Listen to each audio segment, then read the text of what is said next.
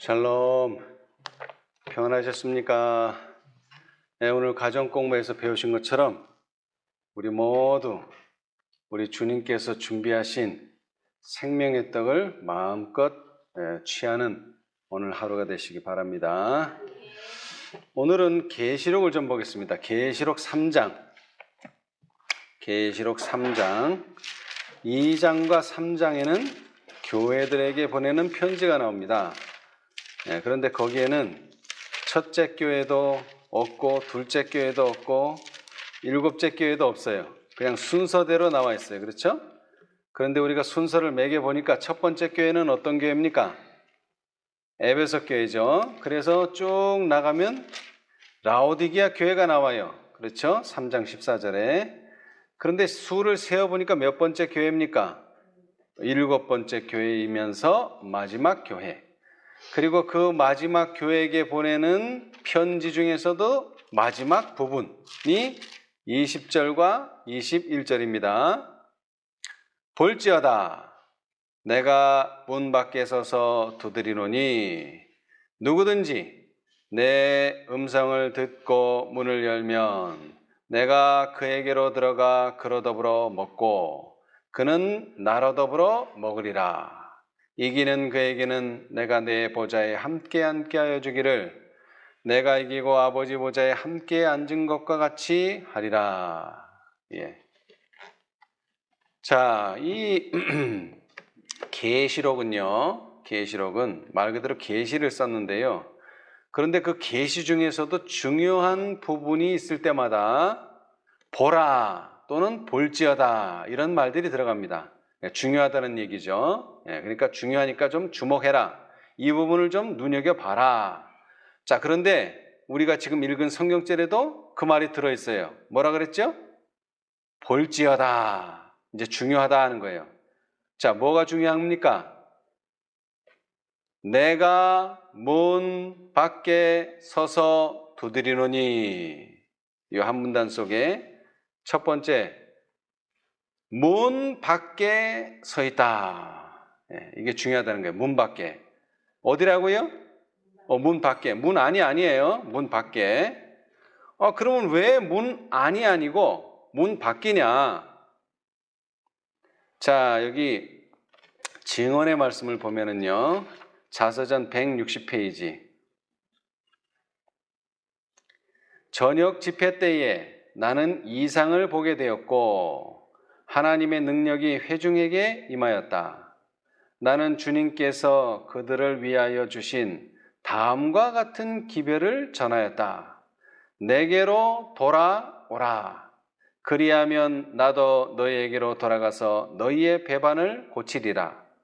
너희 마음 문을 막고 있는 쓰레기들을 치우고 문을 열면 내가 들어가서 너희와 함께 먹으리라. 만일 그들이 주님을 위하여 길을 치우고 그들의 과오를 고백하면 주님께서 우리 가운데로 행하사 능력을 행사하실 것을 나는 보았다. 이 문 안과 문 밖의 차이가 뭡니까? 예수님의 길과 우리의 길이 같다 다르다? 다르다. 이것이 바로 문 밖이라는 뜻입니다. 그래서 여기서는 여기 회개하라는 말도 없고 돌아오는 말도 없는데 증언의 말씀은 내게로 돌아오라 라고 말하고 있습니다. 왜? 예수님이 문 밖에, 나는 문 안에 서로 다른 구역에 있다는 거예요. 그래서 그들의 과오를 고백하면 주님께서 우리 가운데서 행하사 능력을 행사하실 것이다. 자, 그 다음에 또 한 말씀은 가래 뽑은 기별 1권 107, 108페이지에 보시면은 볼지어다 내가 문 밖에 서서 두드리노니 누구든지 내 음성을 듣고 문을 열면 내가 그에게로 들어가 그로 더불어 먹고 그는 나로 더불어 먹으리라. 이기는 그에게는 내가 내 보좌에 함께 앉게 하여 주기를 내가 이기고 아버지 보좌에 함께 앉은 것과 같이 하리라. 어떤 이는 왜 이 기별이 계속해서 그처럼 우리들의 귀에 쟁쟁하게 들리는가 라고 말할 것이다. 그 까닭은 그대들이 철저히 회개하지 않은 때문이다. 그대들은 그리스도 안에서 살고 있지 않으며 그리스도께서 그대들 안에 거하시게 하지 않기 때문이다. 한 가지 우상을 영혼에서 내쫓을 때에 사단은 그 자리를 메꿀 또 다른 우상을 준비하였다. 그대들이 그리스도께 전적으로 헌신을 하고 주님과 교통하는 생애를 하지 않는 한, 그대들이 주님을 모사로 삼지 않는 한, 그대들의 마음은 악한 생각들을 맞아들일 것이며 하나님을 섬기는 생애에서 자신을 섬기는 생애로 쉽사리 전향하게 될 것이다. 예수님은 왜 문 밖에 계시는가? 우리 문에는 이미 우상이 자리를 차지하고 있다 이겁니다. 여러분, 뭐가 우상입니까? 우상. 어리석은 상이 우상인데, 우상을 뭐라 이렇게 단정 지을 수는 없는데, 마태복음 6장 34절, 33절, 너희는 먼저 뭐를 구하라? 그의 나라와 그의 의를 구하라. 그리하면 이 모든 것을 너에게 더하시리라. 이 말씀으로 비춰보건대 우상이란 뭐냐? 그분의 나라와 그분의 의보다 먼저 오는 모든 것이 다 뭐라고요? 우상이다. 근데 또 이렇게 말하면 잘 이해를 못하는 분들이 있어요. 구체적으로 말하자면 안식일은 철저히 준수되어야 합니다. 맞습니까? 언제도 지켜야 돼요. 전쟁 시에도 안식일은 철저히 준수되어야 합니다. 그런데 1차 대전, 2차 대전을 보면 교회가 어떤 형편에 놓였는지 우리가 분명히 볼 수 있죠. 또 뿐만 아니라 이 우상이라는 건요, 교회의 신조와 원칙은 성경과 예언의 신을 따라야 합니다. 맞습니까? 그런데 교회의 신조와 원칙이 성경과 예언의 신보다 우선시 되면 됩니까? 안 됩니까? 안 되죠. 그렇게 되면 뭐가 되는 거예요? 그때는 교회의 신조나 원칙도 뭐가 될 수 있다고요? 우상이 될 수 있어요. 뭐보다 앞서면 그분의 나라와 그분의 의보다 앞서는 모든 것은 다 우상이 될 수가 있습니다. 자, 그리고 문 밖에 어떻게 하고 계세요? 서서 편안히 앉아 있는 게 아닙니다. 간절한 마음으로 또 애타는 마음으로 서서 두드리노니, 여기 두드린다 그랬는데, 자, 이 표현은 중요해서 그런지 시대의 소망에 기록되어 있으니까 우리 다 한번 보겠습니다. 이 두드림. 자, 시대의 소망 489페이지. 시대의 소망 489페이지입니다. 시대의 소망 489페이지. 구속의 역사 805페이지. 오른쪽 단에서요, 위에서부터 첫 번째 문단을 보시면 참된 증인은 볼지어다. 내가 문 밖에 서서 두드리노니 그랬는데, 자, 그 한 단락을 한번 누가 큰 소리로 읽어주세요. 참된 증인은 볼지어다. 내가 문 밖에 서서 두드리노니 라고 말씀하신다. 하나님의 말씀이나 혹은 그분의 사자를 통하여 주어진 모든 경고와 책망과 탄원은 마음의 문을 두드리고 있는 두드림이다. 들어가기를 간청하는 음성은 예수의 음성이다. 두드릴 때마다 그것에 유의하지 않는다면 열려는 마음은 점점 더 약해진다. 오늘 무시당했다면 성령의 강화는 내일은 오늘처럼 강력하지 못할 것이다. 심령의 감수성은 점점 둔해져서 인생의 짧음과 내세의 위대한 영혼을 잊어버리는 무서운 무감각에 빠지게 된다. 심판 때에 우리가 존재받게 되는 것은 오류 가운데 빠져 있었다는 사실 때문이 아니요 무엇이 진리인지 배울 수 있도록 하늘에서 주신 기회를 등한히 한 사실 때문일 것이다. 예, 감사합니다. 참된 증인은 뭐라고 말한다고요? 볼지어다. 내가 문 밖에 서서 두드리노니 라고 말씀하시는데 실제로는 어떻게 문을 두드린다고요? 하나님의 말씀이나 혹은 누구를 통하여? 그분의 사자를 통하여 주어진 모든 경고, 책망, 탄원은 마음의 문을 두드리고 있는 두드림이다. 예. 여기서 중요하게 여겨야 될 거, 그분의 누구를 통하여? 사자를 통하여, 사자를 통하여. 예. 자, 그래서 그 사자가 뭘 가지고 있을까요? 말씀을 가지고 있죠. 그렇죠? 예, 말씀을 가지고 있어요. 또는 스스로 성경을 읽다가 깨달을 때, 예, 그것이 두드림이라는 거예요. 그런데 들어가기를 간청하는 음성, 예, 그 음성은 누구의 음성이라고요? 누구의 음성? 예수의 음성이다. 그래서 예수의 음성. 누구의 음성이라고요? 예수의 음성. 그러니까 쉬운 말로 이런 거예요. 여기서 음성이라는 건 그냥 소리 자체가 아니라, 그러니까 이게 지금 편지잖아요. 그죠? 편지가 그거예요, 바로. 자, 편지는 누가 가져왔어요? 참된 증인이 라오디게아 교회 사자에게 편지를 했어요. 그런데 그 참된 증인은 누구예요?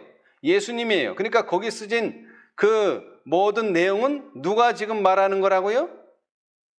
예수님이 말하는 거예요. 그런데 실제로 그 편지를 가져온 사람은 누구예요? 사자예요.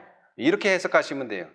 그러니까 우체부란 말이에요. 그분의 사자는 우체부야. 실제적인 내용은 다 누가 지시한 거라고요? 예수님이 지시한 거예요. 그렇죠?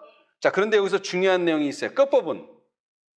심판 때에 우리가 정죄를 받게 되는 것은 오류 가운데 빠져 있었다는 사실 때문이 아니라, 이거 분명히 하셔야 돼요.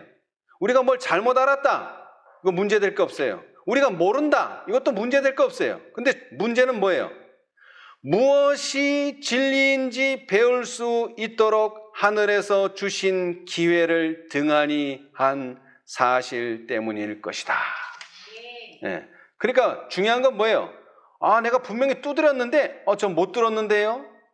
이렇게 하면 안 된다 이거예요. 예. 왜 못 들었을까요? 자기 일에 집중하면 놓고 못 들을 수 있어요.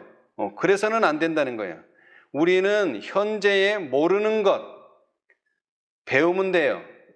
그 다음에 잘못 알았으면 올바로 알게 되면 돼요. 근데 중요한 것은 진리를 배울 생각을 안 하는 것은, 이것은 엄청난 심판의 때에 추궁당할 일이라 이거예요. 이게 중요하기 때문에, 중요한 것은 뭐라 그랬죠? 항상 중요한 내용은 항상 성경은 반복한다. 이 내용이 중요하기 때문에 부조와 선지자에도 또 나와요. 심판 때 우리가 어떻게, 무엇 때문에 심판을 당하는지 내용은 똑같아요. 자, 부조와 선지자 55페이지. 우리가 잘못을 하고 죄를 짓는데 제일 최초로 죄 지은 사람들이 누굽니까? 아담과 하와죠. 이 아담과 하와에게 이미 말씀하셨어요. 네가 잘못한 게 문제가 아니고 사단의 말을 들은 게 문제가 아니고 뭐가 문제냐. 자, 구속의 역사 27페이지, 부조와 선지자 55페이지, 왼쪽 단 위에서 첫 번째 문단 한번 읽어보세요. 하와는 사단의 말을 참으로 믿었으나 그의 믿음이 그에게서 죄의 형벌을 면제시켜 주지는 못하였다. 그 여자는 하나님의 말씀을 불신하였는가, 바로 이것이 그 여자를 타락으로 이끈 것이었다. 심판의 때의 사람들은 그들이 거짓말을 양심적으로 믿었기 때문이 아니라 진리를 믿지 아니하였기 때문에, 진리가 무엇인지 배울 기회를 등한히 하였기 때문에 정죄를 받을 것이다. 아멘. 여러분, 진리를 배울 기회가 있으면 열심히 쫓아다녀야 돼요? 쫓아다니지 말아야 돼요? 쫓아다녀야 돼요. 왜? 진리가 무엇인지 배울 기회를 등한히 하면 그것은 정죄의 대상입니다. 또 그렇게 진리가 무엇인지 배울 기회를 통해서 진리가 이것이구나 했는데 뭐 하지 않으면, 믿지 아니하면 정죄를 당합니다. 예. 그러니까 집회는 상당히 중요하죠. 예. 자, 그런데요. 셋째 천사의 기별을 받아들인 자들 중 많은 사람들이 그 전에 전했던 두 천사의 기별을 체험하지 못하였다. 초기 문집 256페이지. 자, 여러분 잘 들으세요. 셋째 천사의 기별을 받아들였다고 공언하는 자라 그랬어요? 아니면 셋째 천사의 기별을 받아들인 자라 그랬어요? 받아들인 자입니다. 네, 받아들인 자예요. 근데 중요한 건 셋째 천사의 기별은 받아들였는데 전에 전했던 뭐를? 두 천사의 기별을 받아들이질 않은 게 아니라 경험을 못했어요. 그러니까 모른다는 얘기예요. 한마디로 말하면. 이건 잘못하는 게 아니라 몰라요. 그러면 어떻게 돼야 돼요? 알아야 되죠. 그래서 예수님께서는 기회를 주신다 이거예요. 어떻게? 마음의 문을 두드리신다. 뭐를 통해서? 하나님의 말씀 또는 하나님의 사자를 통하여 그렇게 하신다. 근데 제가 요번에 아주 뭐라 그럴까요? 좀 독특한 말씀을 하나 제가 찾았어요. 자, 잘 들어보세요. 이게 부모와 교사와 학생들에게 보내는 권면 369페이지인데 원래의 출처는 원고 73 1896년이에요. 1896년. 주님께서는 마음문을 두드리셨으나 나는 하나님의 천사들이 나타난 것을 보았다. 이거 좀 재미있죠? 자, 주님께서는 뭐를 두드리셨어요, 지금? 마음문을 두드리셨어요. 그럼 누구를 봐야 돼요? 예수님을 봐야 되는데 보기는 누구를 봤다고요?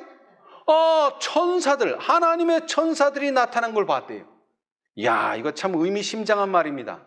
라오디게아 기별은 셋째 천사의 기별, 계시록 14장의 사건이 있었으나 셋째 천사의 기별은 진심으로 받아들였지만 안타깝게도 전에 전했던 두 천사의 기별을 체험하지 못한 아직도 신앙의 부족이 있는 사람들에게 예수님께서 마음을 녹하고 계세요.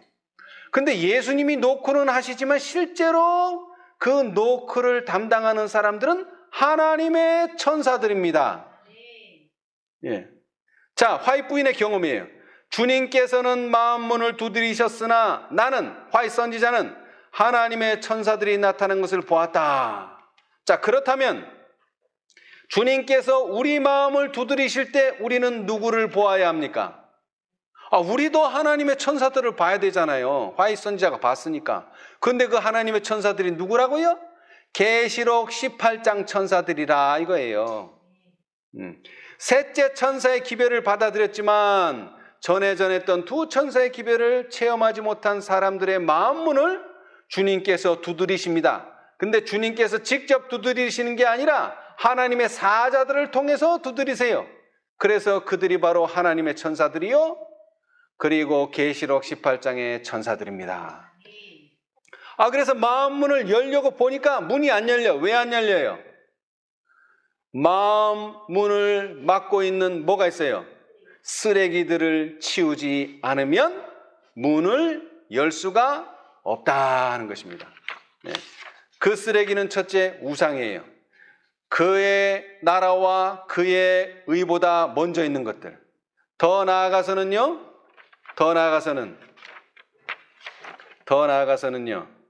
우리에게 과오가 있다는 거예요. 무슨 잘못이 있다는 거예요. 그래서 우리는 회개하고 돌이켜야지만 예수님을 만날 수 있어요. 문을 열 수가 있어요. 자, 그런데 그렇게 문을 열면 어떻게 된다 그랬습니까? 내가 그에게로 들어가 그로 더불어 먹고 그는 나로 더불어 먹으리라. 네. 예수님 초림 당시에 유대인들은 예수님을 달가워하지 않은 정도가 아니라 아주 예수님을 비난했어요. 그 비난 가운데 하나가 이겁니다. 자, 누가복음 보겠습니다. 누가복음 5장. 유대인이 예수님을 거절한 사실은 너무나 잘 아는 사실이지만 왜 그를 거절하고 왜 그를 비난했는가? 자, 누가복음 5장 30절. 누가복음 5장 30절. 누가 한번 읽어보세요. 누가복음 5장 30절. 바리새인과 저희 서기관들이 그 제자들을 비방하여 가로되 너희가 어찌하여 세리와 죄인과 함께 먹고 마시느냐. 예, 여러분, 이게 비방받을 어떤 대상이 됩니까? 왜 비방한다고요? 세리하고 죄인하고 뭐 한다고요? 함께 먹고 마신다. 이게 비방거리예요. 이게 비방거리. 예. 자, 그런데 이걸 좀 더 이해하기 위해서 7장으로 가보십시다. 누가복음 7장 34절. 누가복음 7장 34절. 인자는 와서 먹고 마시매 너희 말이 보라 먹기를 탐하고 포도주를 즐기는 사람이요 세리와 죄인의 뭐로다? 친구로다. 그러니까 너는 레벨이 뭐라는 거예요? 부류가 세리하고 죄인의 부류에 속한다. 왜? 세인과 죄리가 친구다. 근데 어떻게 그렇게 네가 장담하냐? 세인과 죄리하고 친구라는 거 어떻게 장담하냐? 세리하고 죄인하고 함께 먹고 마시면 뭐다? 친구다 이 말이에요. 이게 동양인 사상에서는 아주 중요한 말이에요. 이 동양인들은요 무슨 사업을 한다거나 무슨 거래를 한다, 너는 내 편이다 하는 걸 어떻게 보여줘요? 같이 먹고 마시면은 같은 편이 되는 거예요. 예. 그래서 세상에서는 그러죠. 한솥밥을 먹는 사람을 뭐라고 불러요? 식구다. 식구. 가족은 아니지만 식구가 있어요. 식구. 밥을 같이 먹고 마시면 식구예요. 함께 먹고 마시는 사이. 자, 그런데 그렇게 함께 먹고 마신다고 다 친구가 됩니까? 안 되더라고요. 안 돼. 성경에 나와 있어요. 안 돼. 자, 요한복음 13장. 왜 안 되는가 봅시다. 요한복음 13장. 밥만 같이 먹고 한솥밥을 먹는다고 식구가 안 되는 사람이 있어요. 자, 13장 21절. 예수께서 이 말씀을 하시고 심령에 민망하여 증거하여 가라사대 내가 진실로 너희에게 이르노니 너희 중 하나가 나를 팔리라 하시니. 여러분, 예수님을 누가 신고했어요? 저 이방인이 신고했어요? 저 사마리아인이 신고했어요? 유대인이 신고했어요? 아니요. 바로 예수님이 한솥밥을 먹었던 식구, 제자가 예수님을 신고해버렸어요. 그렇죠? 13장 26절. 예수께서 대답하여 가라사대 내가 한 조각을 찍어다가 주는 자가 그니라 하시고 곧 한 조각을 찍으셔다가 가룟 시몬의 아들 유다를 주시니. 바로 유다가 예수님을 팔았어요. 뭐한 사람인데? 한솥밥을 먹은 식구, 더 나아가서 예수님의 제자였는데 예수님을 팔았어요. 동고동락을 했는데 함께 먹고 마셨는데 그 예수님을 팔았어요. 먹고 마신다고 친구 되는 거 아니에요. 물론 먹고 마시면 친구가 되는 건 사실인데, 그래서 사자성어에 보면 동상이몽이라는 말이 있어요. 같을 동, 침상상, 다를 이, 꿈몽. 같은 침상에서 잠을 잤는데 다른 꿈을 꿔요. 다른 꿈을. 장소는 같은데 생각은 다르다 이거예요. 그래서 같은 상황에서 같은 걸 보면서도 서로 생각을 달리한다, 그런 뜻이에요. 예. 자, 함께 먹고 함께 마시고 함께 동고동락을 했는데도 친구가 되지 못할 수도 있다 이거예요. 여러분, 예수님께서요 제자들과 3년 반 동안 많은 식사를 아마 했을 겁니다. 예. 제자들이 차린 식사도 있었고요, 마태가 준비한 잔치도 있었어요. 그 다음에 마르다와 마리아가 준비한 그런 식사 자리도 있었어요. 그런데 어떤 경우에는요 예수님이 식탁을 차려주셨어요. 특별한 경우에. 그렇죠? 예수님께서 직접 식탁을 준비하셔서 5,000명을 먹이시고 4,000명을 먹이시는 때도 있었어요. 그리고 맨 마지막으로 예수님께서 이제 제자들과 식사를 하셨는데 이것을 우리는 성만찬이다 또는 최후의 만찬이다 이렇게 말합니다. 최후의 만찬. 그러시면서 예수님이 이렇게 말씀하셨어요. 자, 마태복음 26장. 마태복음 26장 26절로 28절입니다. 자, 누가 한번 또 큰 소리로 읽어보세요. 마태복음 26장 26절로 해서 28절까지.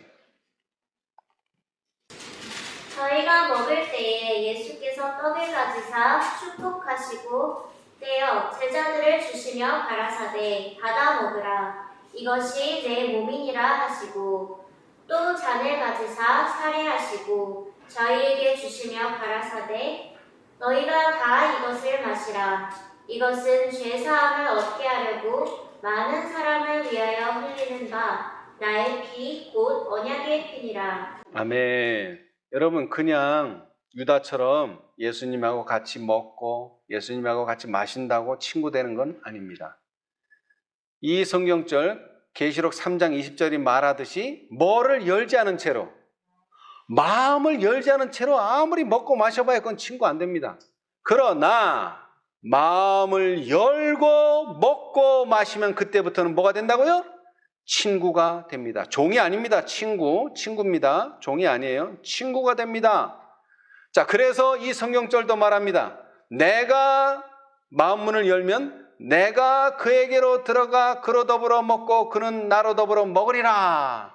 그는 나로 더불어 먹으리라. 그랬는데 예수님은 최후의 만찬에서만 내 떡을 주시면서 받아 먹어라. 이것은 내 몸이다. 그리고 포도즙을 주시면서 이것은 내 피라 이렇게 말씀하지 아니하시고 이미 최후의 만찬, 성만찬 하시기 전에 요한복음 6장에서 이미 나는 하늘로서 내려온 산 떡이니 라고 우리가 무엇을 먹어야 할지를 말씀해 주셨어요.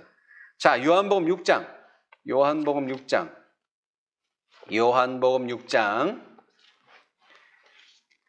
51절입니다. 요한복음 6장 51절. 자, 요한복음 6장 51절.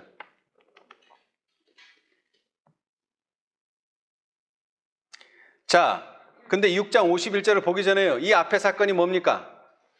6장 51절 앞에 사건. 바로 오늘 교과에서 공부했듯이 5,000명을 먹이신 사건이에요. 5,000명을 먹이신 사건. 근데 여기에도 마음의 문을 열고 먹은 사람이 있고요. 마음의 문을 열지 않고 그냥 떡만 먹은 사람들이 있어요. 그런 사람들은 다 예수님을 뭐로 만들려고 그랬어요? 떡 먹은 사람들. 육신의 떡 먹은 사람들은 문 열지 않고 예수님을 왕으로. 왜? 이분이 왕 되면 우리는 굶지는 않겠다 이런 생각하고 있는 사람들이 있었어요.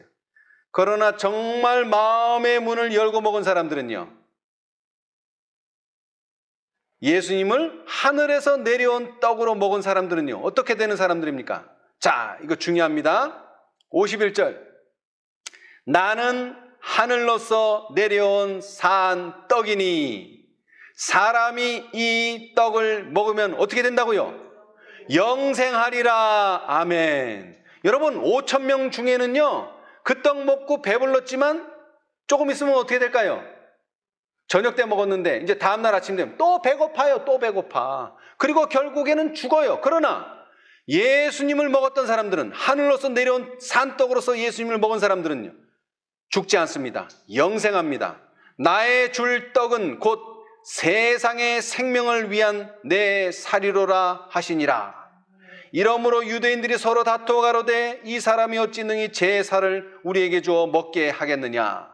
예수께서 이르시되 내가 진실로 진실로 너에게 이르노니 인자의 살을 먹지 아니하고 인자의 피를 마시지 아니하면 너희 속에 생명이 없느니라. 다시 말하면 너희가 마음문을 열지 않으면 너희 속에는 뭐가 없다고요?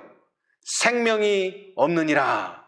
내 살을 먹고 내 피를 마시는 자는 영생을 가졌고 마지막 날에 내가 그를 다시 살리리니 내 살은 뭐라고요?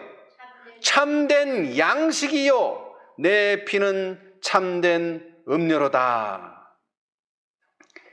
내 살을 먹고 내 피를 마시는 자는 내 안에 거하고, 여기 또 뭐라 그랬어요? 나도 그 안에 거하나니. 예. 자, 그런데 순서가 달라요. 계시록 3장은요, 내가 예수님이 참된 증인이 그로 더불어 먹고예요. 그런데 56절은 어때요? 6장 56절은 내 안에 거하고, 우리가 우리가 먼저 예수님 안에 거하고 그 다음에 예수님은 또요. 그 안에 우리 안에 거하나니. 순서가 바뀌었어요. 다른 말로 하면 여러분 1 더하기 1은 2다 라고 말할 때 그 기호가 뭐예요? 짝대기 2개를 긋죠? 왜 짝대기 2개예요? 이게 1로도 가고 이게 1로도 가요. 그러니까 이쪽으로도 가고 1로 가면 그 같다는 얘기예요. 자, 순서가요. 자, 보세요. 내 안에 거하고 너희가 그 다음에 나도 그 안에 거하고 이런 순서였는데 계시록은 반대로 말해요. 나는 너로 더불어 먹고 너는 나로 더불어 먹느냐. 그 말은 뭐예요? 순서가 바뀌었다는 것. 서로 같다 이 얘기예요. 같다. 예. 같으면 순서가 필요 없어요. 왜? 서로 같으니까. 자, 57절. 살아계신 아버지께서 나를 보내심에 내가 아버지로 인하여 사는 것 같이 나를 먹는 그 사람도 나로 인하여 살리라. 여러분, 예수님께서 떡을 말할 때에 우리와 예수님 사이만 말한 게 아니에요. 누가 나와요 거기에? 예수님과 우리 사이에. 그리고 또 누가 나와요? 57절에 아버지가 나와요. 아버지. 그런데 계시록 3장 20절에 보면 아버지가 나와요 안 나와요 거기에? 안 나와요. 그런데 예언의 신에서는 나와요. 이게 참 재미있는 공통점이에요. 자, 보십시다. 예. 증언보감 1권 427페이지. 하나님께서 그대를 떠나실까 하는 계속적인 두려움과 공포를 버리라. 그대가 하나님께로부터 떠나지 않는 한 그분은 결코 그대를 떠나지 않으실 것이다. 그대가 그리스도를 향하여 마음의 문을 열면 그분은 들어오셔서 그대와 함께 거하실 것이다. 이건 맞죠? 근데 이것을 좀 더 자세히 보면 그대가 자아에 대하여 죽고 하나님을 향하여 살면, 잘 들으세요. 그대와 하늘 아버지와 그분의 아들 사이에는 완전한 조화가 이루어질 것이다. 여기 세 사람 나오죠. 여기도 그대와 그 다음에 하늘 아버지와 그 다음에 그분의 아들, 이 사이에는 뭐가? 완전한 조화. 그러니까 하나가 된다는 얘기. 요한복음 17장에 나오는 그대로 예수님이 그렇게 기도하셨던, 겟세마네에서 기도하셨던 하나가 되는 경험을 하게 된다는 거예요. 근데 뭐를 해야 돼? 그렇게 되려면 그리스도를 향하여 마음의 문을 열면 그렇게 된다는 거예요. 그분이 들어오셔서 그대와 함께 거하실 것이다. 그대가 자아에 대하여 죽고 하나님을 향하여 살면 그대와 하늘 아버지와 그분의 아들 사이에는 완전한 조화가 이루어질 것이다. 근데 57절도 살아계신 아버지께서 나를 보내심에 내가 아버지로 인하여 사는 것 같이 나를 먹는 그 사람도 나로 인하여 살리라. 예.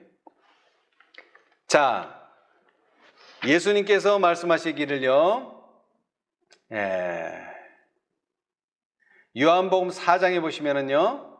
그 양식에 대해서 또 얘기를 하셨죠. 자, 우리 요한복음 4장을 한번 다시 보겠습니다. 사마리아 여인을 방문하셨을 때 이때 당시에 예수님은 상당히 시장하신 상태였어요. 그래서 사마리아라고 하는 곳은 절대 대화를 나눠서 안 되는 장소이기 때문에 이 제자들은 그곳에서 양식을 구할 수 없고 다른데 유대인을 찾아가서 양식을 구해야 되기 때문에 제자들은 다 양식 구하러 갔어요. 그럴 때 사마리아 여인을 만나셨죠. 그때에 예수님께서 자, 요한복음 4장 30절로 35절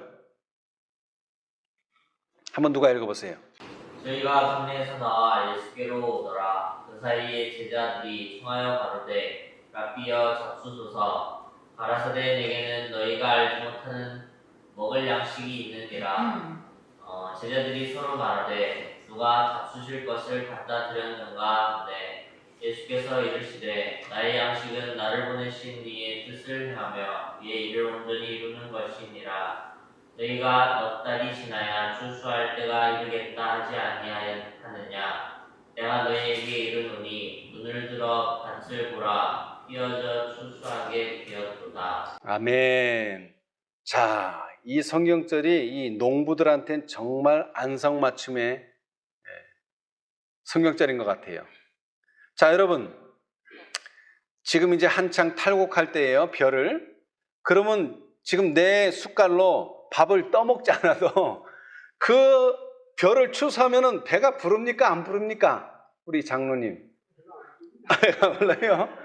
그냥 추수하는 것만 봐도 그냥 배가 든든해요, 그냥. 예? 점심 한 끼 안 먹어도, 저녁 한 끼 안 먹어도, 야, 저게 이제 내 창고에 들어가는구나. 마찬가지예요. 예수님도, 근데 예수님은 좀 달라요. 우리는 그냥 육신의 양식 때문에 그렇게 되지만 예수님은 그런 게 아니라 나를 보내신 이의 뜻을 행할 때 배가 불러요. 그 다음에 그의 일을 그것도 온전히 이룰 때에 또 배가 불러요. 이게 양식이에요. 이게 예수님께서 말한 나는 너로 더불어 먹고, 예수님은 우리에게서 뭘 취할 수 있을까요? 바로 구속의 경륜을 우리를 통해서 이룬다는 거예요. 특별히 하늘의 천사들, 계시록 18장 천사들을 통해서 14만 4천인의 추수가 이루어질 때 예수님은 이러한 경험을 하게 되실 것입니다. 예. 자, 그런데 이 내용이 이 요한복음 4장에만 나오는 게 아니라 아까 하늘에서 내려온 산떡이라고 말했던 요한복음 6장에서도 다시 한번 반복됩니다. 자, 요한복음 6장으로 가서요. 자, 38절로 39절 한번 읽어보세요. 아까 읽기는 읽었는데, 자, 38절. 내가 하늘로서 내려온 것은 내 뜻을 행하려 함이 아니요 나를 보내신 이의 뜻을 행하려 함이니라. 나를 보내신 이의 뜻은 내게 주신 자 중에 내가 하나도 잃어버리지 아니하고 마지막 날에 다시 살리는 이것이니라. 아멘. 자, 여기도 예수님께서는 나를 보내신 이의 뜻을 행하려고 한다 그랬습니다. 그러면 그 뜻이 뭐냐? 여기엔 누가 나와요? 나를 보내신 이, 그러니까 아버지께서 내게 주신 자 중에 내가 하나도 잃어버리지 아니하고 마지막 날에 다시 살리는 이것이니라. 여러분, 구속의 경륜은요, 세 사람이 필요해요. 나, 예수님, 그리고 하늘 아버지. 예. 그런데 그 세 사람이 조화를 이루는 것은 내가 마음의 문을 예수님을 향해서 열 때 그렇게 된다 이 말입니다. 그리고 그 일이 예수님이 양식이라고 말씀하신 네 살을 먹는 자들에게서 이루어지고, 그리고 마음의 문을 여는 자들을 통해서 마지막 14만 4천인이 완성됨으로써 하나님의 구속의 경륜이 완성될 때 예수님도 비로소 하나님의 뜻을 이룰 수가 있게 되는 것이죠. 자, 오늘 우리가 기억해야 될 것은 주님께서는 마음 문을 두드리셨으나 나는 하나님의 천사들이 나타난 것을 보았다. 이 말씀에서 우리도 우리의 문을 두드리시는 하나님의 천사들을 보아야만 합니다. 그런데 그 천사들은요, 계시록 18장의 천사들입니다. 그래서 우리는 주님을 위하여 길을 치우고 우리의 과오를 고백하고 그리스도를 내쫓은 우상을 제하고 마음 문을 열어야 합니다. 다시 말하면 인자의 살을 먹고 인자의 피를 마셔야 합니다. 마태복음 4장 4절이 말씀하고 있는 것처럼 하나님의 입으로 나오는 모든 말씀으로 살 것이라. 14만 4천인은 계수되고 예수님의 중보는 마쳐지게 됩니다. 이렇게 될 때 예수님께서는 추수를 하실 수가 있게 될 것입니다. 마지막으로 한 말씀만 읽고 마치겠습니다. 교회증은 1권 143, 144페이지의 말씀입니다. 볼지어다 내가 문 밖에 서서 두드리노니 누구든지 내 음성을 듣고 문을 열면 내가 그에게로 들어가 그로 더불어 먹고 그는 나로 더불어 먹으리라. 나는 많은 사람들이 그들의 마음문에 너무 많은 쓰레기를 쌓아두므로 문을 열 수 없는 것을 보았다. 어떤 사람들은 그들과 그들의 형제들 사이에 제거해야 할 어려움들이 있었다. 다른 사람들은 문을 열기 전에 제거해 버려야 할 악한 기질과 이기적 탐심이 있었다. 또 어떤 사람들은 그들의 마음문 앞에 세상을 놓아둠으로써 문을 막아놓고 있었다. 이 모든 쓰레기들은 제거되어야 한다. 그렇게 될 때 그들은 문을 열고 구주를 영접해 드릴 수 있게 될 것이다. 이기는 그에게는 내가 내 보좌에 함께 앉게 하여 주기를 내가 이기고 아버지 보좌에 함께 앉은 것과 같이 하리라. 우리는 이길 수 있다. 완전하고 손색 없이 승리할 수 있다. 예수님께서는 우리에게 피할 길을 마련해 주심으로 우리로 하여금 모든 악한 기질과 모든 죄와 모든 시험을 극복하고 마침내 그분과 함께 앉게 하시기 위하여 돌아가셨다. 아멘. 우리가 그분을 향해서 눈을 들고 그분을 향해서 우리의 마음 문을 열게 될 때 우리는 이길 수 있다. 완전하고 손색 없이 승리할 수 있다. 예수님께서는 우리에게 피할 길을 마련해 주심으로 우리로 하여금 모든 악한 기질과 모든 죄와 모든 시험을 극복하고 마침내 그분과 함께 앉게 하시기 위하여 돌아가셨다. 이 말씀을 경험하는 우리 모두가 되시기를 바라면서 오늘 말씀 마치겠습니다.